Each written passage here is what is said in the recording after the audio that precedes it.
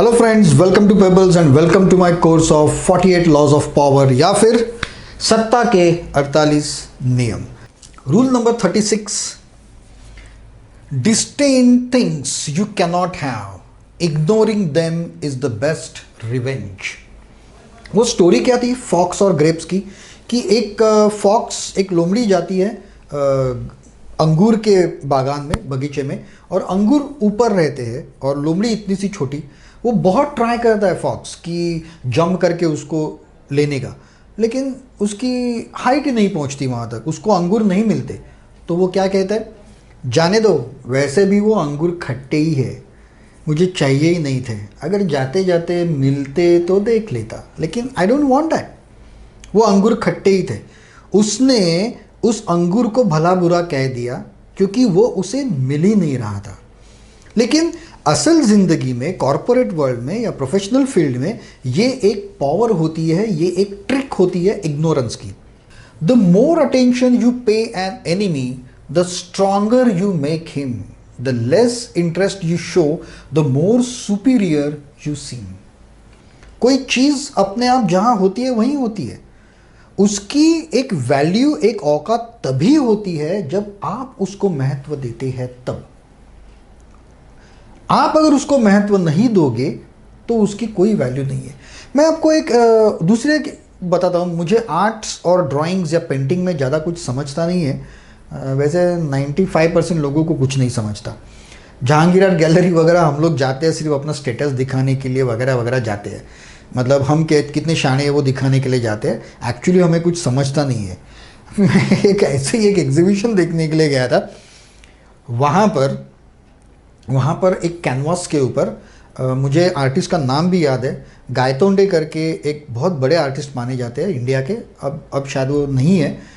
बहुत पहले उन्होंने एक पेंटिंग बनाई थी।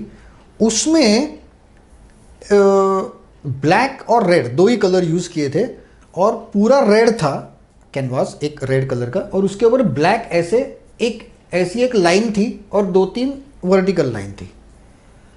मुझे तो कुछ समझ में नहीं आया यार। वो ड्राइंग में लोग देख रहे थे, यार सॉलिड है, ज़बरदस्त है, मुझे कुछ नहीं समझा उसमें, कुछ भी नहीं समझा उसमें।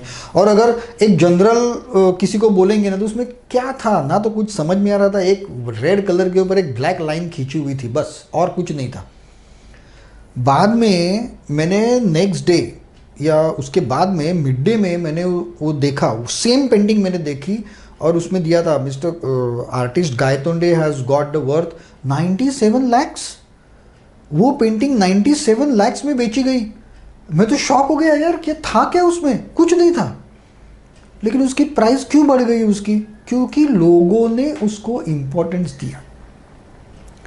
जब तक लोग उसको इम्पोर्टेंट नहीं देते तब तक उसकी कीमत कुछ नहीं होती। तो ऐसी जो चीज़ें होती है उसको आप इम्पोर्टेंस मत दो। जो चीज़ आपको मिलने ही वाली नहीं है, इम्पॉसिबल है मिलना, तो उसके पीछे मत लगो, उसको फॉर टाइम बिंग छोड़ दो उसको। कुछ चीज़ें ऐसी होती है जो अपने आप करेक्शन हो जाती है, अपने आप मिल जाती है आपको। जब आप किसी चीज़ का पीछा करना छोड़ देते हो तब वो चीज़ अपने आप आपके पास चली आती है। यही इसका मतलब है कि you choose to let the things bother you. हम ये डिसाइड करते हैं, हम इसको इजाज़त देते हैं, हम उसको अलाउ करते हैं कि इस चीज़ के ना मिलने से हमें परेशानी होनी चाहिए, या हम डिसाइड करते हैं, या होती है। You can just as easily choose to consider the matter trivial and unworthy of your interest. इसके बदले आप ये सोच सकते हो, ये मेरे काम का नहीं है, ये मेरी ज़रूरत का नहीं है, यह मेरी औकात का नहीं है, this is nothing for me, या मुझे नहीं चाहिए ये भी आप सोच सकते हो। कभी कभी ऐसा होता है कि बहुत बार ना मिलने वाली चीज़ों को लेकर लोगों सालों तक लोगों के दिमाग में बैठ जाती है। लोगों को खुद को टॉर्चर करने में अच्छा लगता है। अरे ये मिलना चाहिए था यार, मिलना चाहिए था, मिलना चाहिए था, लेकिन वो नहीं मिलता तो अपने आप को खुद को दुख देते हुए बैठ जाते हैं। लेकिन उसके बदले वो ये भी तो सिलेक्ट कर सकते हैं कि उसको छोड़ दो, मुझे चाहिए ही नहीं। लेकिन ये लोग नहीं करते। लेकिन ये आपको मास्टरी करनी होगी। जो चीज़ इम्पॉसिबल टू अचीव है जो चीज़ आपको नहीं, एक तो इम्पॉसिबल है, मिलने वाली ही नहीं है, आप कितना कुछ भी करो। या दूसरी चीज़ है कि टेम्पररी आपको नहीं मिल रही है। मतलब अगर वो उस लोमड़ी ने, फॉक्स ने अगर सीढ़ी लगाई होती, टेबल लगाया होता या डंडा लेके गिराया होता तो अंगूर उसको मिल जाते थे, मतलब थोड़े कष्ट करके मिल जाते थे। अगर ऐसी कोई चीज़ है कि बहुत सारे एफर्ट्स करके मिलने वाली है तो टाइम बिंग उसको छोड़ दो। क्योंकि if it is impossible to ignore then secretly get rid of it. Sometimes treats just go away by themselves. जैसे कभी कभी किसी संकट को या किसी परिस्थिति को निग्लेक्ट करने के बाद वो अपने आप सुधर जाती है। जैसे कभी कभी कोई चीज़ आपको बहुत ट्राई करने के बाद भी नहीं मिल रही है और आपको लगता है कि मैं और ट्राई करूँगा तो मिलेगी। ऐसी परिस्थिति में उस चीज़ को निग्लेक्ट कर दो, छोड़ दो उसको, उसकी अवस्था पर छोड़ दो। चाहे वो आपको चाहिए ऐसी चीज़ है, मतलब कोई गर्लफ्रेंड है, कोई चीज़ है, कोई दूसरी कोई वस्तु है, या फिर कोई संकट है। इस ट्रिक को संकट के समय में भी उपयोग में लाते हैं। कभी कभी ऐसा हो जाता है कि फॉर एग्जांपल स्टूडेंट लाइफ में ऐसा बहुत बार होता है कि ये नोट्स कंप्लीट करने हैं, जर्नल कंप्लीट करने हैं, नहीं हुआ है, ये संकट की घड़ी है, तो हम लोग उसको छोड़ देते हैं और अपने आप कभी टीचर ही नहीं आती है, तो कभी उसका डेट चेंज हो जाता है, तो कभी वो पोस्टपोन हो जाता है। ऐसा होके वो संकट अपने आप चला जाता है। नरसिम्हा राव हमारे जो फॉर्मर प्राइम मिनिस्टर थे, वो इस ट्रिक का बहुत ज़्यादा इस्तेमाल करते थे। वो क्या करते थे, वो किसी भी चीज़ को टाइम लैप्स में डाल देते थे और उनमें से 90% घटनाएं, चीज़ें ऐसी होती थी जो अपने आप करेक्शन में आती थी। फॉर एग्जाम्पल अभी का एग्जाम्पल लेंगे तो शाहीन बाग, उन्होंने, वो एक संकट था गवर्नमेंट के लिए, एक बहुत बड़ा थ्रेट था। वो गवर्नमेंट ने क्या किया, निगलेक्ट कर दिया उसको। तो जैसे टाइम गया, फिर कोरोना वायरस आ गया, लॉकडाउन हो गई कंट्री और वहाँ से कर्फ्यू लग गया, उनको हटना ही पड़ा। तो without much interference of the government, without much notice, वो संकट अपने आप खत्म हो गया। कई बार आपकी लाइफ में भी ये चीज़ हुई होगी कि आपको कुछ चाहिए, फॉर एग्जाम्पल बुक चाहिए, पर्टिकुलर कैसेट चाहिए, कैसेट का तो ज़माना गया, पर्टिकुलर गाना चाहिए या कुछ तो चाहिए, बुक्स चाहिए, एक पर्टिकुलर कलर का ड्रेस चाहिए, एक पर्टिकुलर गॉगल चाहिए, घड़ी चाहिए। आप बहुत ढूंढते हो, आपको नहीं मिलता, फिर आप उसको छोड़ देते हो, नहीं यार ये तो मिलने वाला ही नहीं है, जाने दो। और कुछ समय बाद आप भूल जाते हो उसको, और कुछ समय बाद अपने आप वो आपके सामने अवेलेबल होके आता है, अपने आप आ जाता है आपके सामने। ये चीज़ें होती हैं, आपके लाइफ में भी होती होंगी।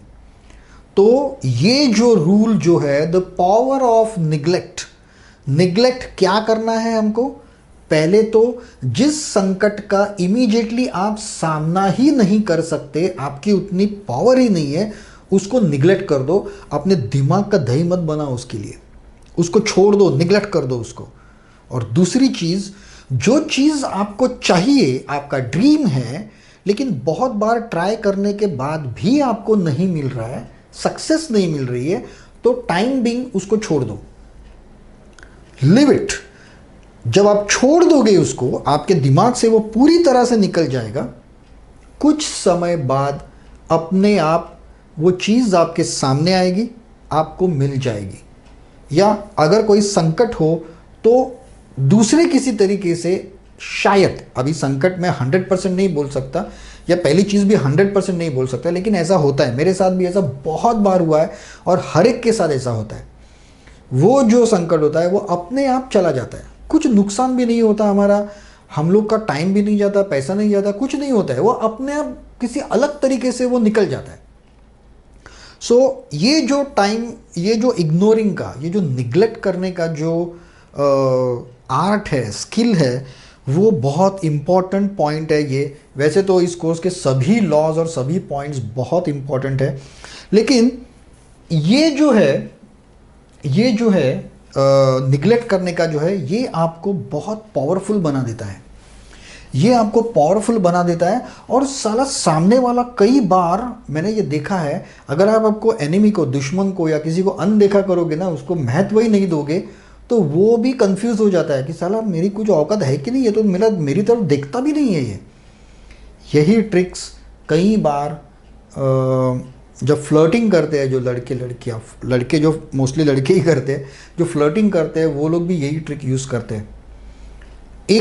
एक लड़की को उनको अप्रोच करना है तो उनके आसपास रहते हैं लेकिन उनको निगलेक्ट कर देते हैं। अगर निगलेक्ट जब ये ह्यूमन टेंडेंसी है, जब हम निगलेक्ट होते हैं ना तब हमको बहुत तकलीफ होती है। हम उसी सोच में पड़े रहते हैं कि ये ऐसा क्यों कर रहा है, मुझे निगलेक्ट क्यों कर रहा है, निगलेक्ट क्यों कर रहा है। और एनिमी का भी यही होता है कि ये निगलेक्ट क्यों कर रहा है। एनिमी ये सोचता है कि इसका मतलब है इसके पास बड़ा कुछ तो है, मेरे ऊपर डालने के लिए कुछ तो बड़ा है, इसलिए ये मुझे फालतू समझ रहा है, ये मुझे निगलेक्ट कर रहा है। और जो चीज़ आपको चाहिए वो चीज़ें, वो व्यक्ति ये सोचता है कि ये निगलेक्ट कर रहा है मतलब he is better than me, he is greater than me, वो मुझसे बेहतर है इसलिए ऐसा हो रहा है। तो वो व्यक्ति, वो चीज़ अपने आप आपकी तरफ अट्रैक्ट होती हुई चली जाती है। आपने फिल्म तेज़ाब देखी होगी। तेज़ाब में अनिल कपूर, माधुरी दीक्षित और मंदाकिनी थी। ओके, तो उसको माधुरी दीक्षित को पटाना है, अनिल कपूर को, ठीक है। और जो उनका जो फ्रेंड सर्कल जो होता है उसमें वो सलाह देता है, मतलब उसके फ्रेंड्स को सिखाता है, देखो अगर एक लड़की को तुम्हें पटाना है तो उसकी तरफ ध्यान मत दो, सारा ध्यान उसकी सहेली की तरफ दो। उसको इतना चने के झाड़ पे चढ़ाओ, इतना उसको करो कि उसके मन में जलन पैदा होनी चाहिए, उसको ये लगना चाहिए कि ये बहुत बड़ा है और ये मुझे निगलेक्ट क्यों कर रहा है। और ये ट्रिक बहुत बार काम आती है। जो कॉलेज स्टूडेंट्स है उनको मैं कहता हूँ ये द आर्ट ऑफ निगलेक्ट, ये बहुत बार काम आता है। जो चीज़ आपको चाहिए उसके आसपास रहिए, आजू बाजू में रहिए, संपर्क में रहिए, लेकिन निगलेक्ट कर दीजिए उसको। देखिए the law of attraction will be in favour of you, वो चीज़ अट्रैक्ट होके आपकी तरफ चली आएगी। बिकॉज वहाँ पे पॉजिटिव और निगेटिव पावर्स जो होती है, and that always attracts. So friends, that's all in this video और रूल नंबर 36। अब हम मिलेंगे रूल नंबर 37 में मेरे अगले वीडियो में। तब तक के लिए have a nice day, good bye.